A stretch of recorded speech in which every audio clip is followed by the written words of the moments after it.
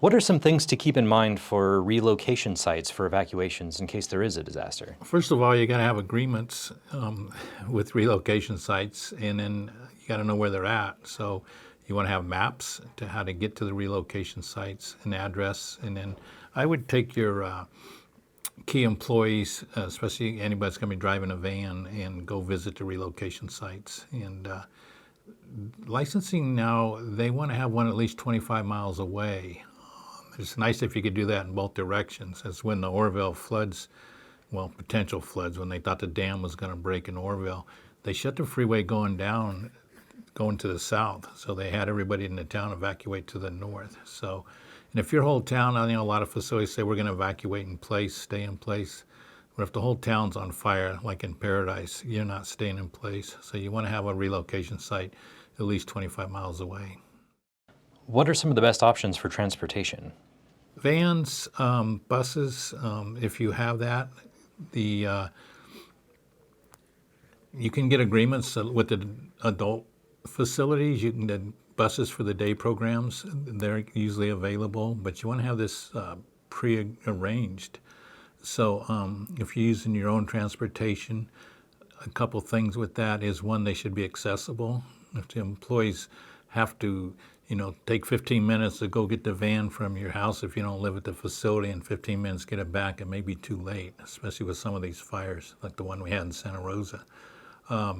They got to be available. The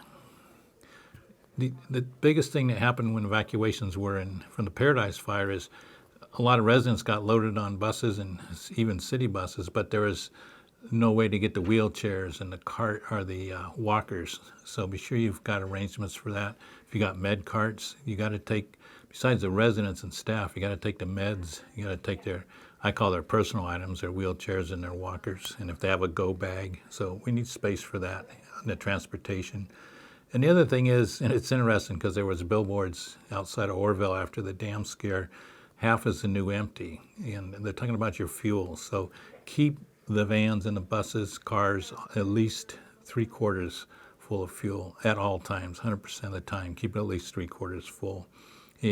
When Paradise and Orville got evacuated to Chico, it's normally a half-hour drive, and it was taking 5 hours. So you can imagine if you only had a quarter tank of gas, you may not have been able to make it.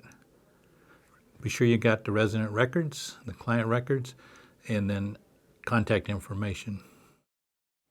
Okay. One last thing. Sure. For disaster training, can you talk a little bit about staff training, especially with new staff? Yeah, the training's critical, and it's a little bit different depending on whether you're in an adult facility, whether you're an elderly, or you have dementia clients or residents. But definitely document that training. A licensing is going to want to see the records where the staff are trained. So get them trained, look up your regulations on training requirements, and train the staff. This isn't something you want to put off. Okay, thank you very much. You're welcome. Thank you.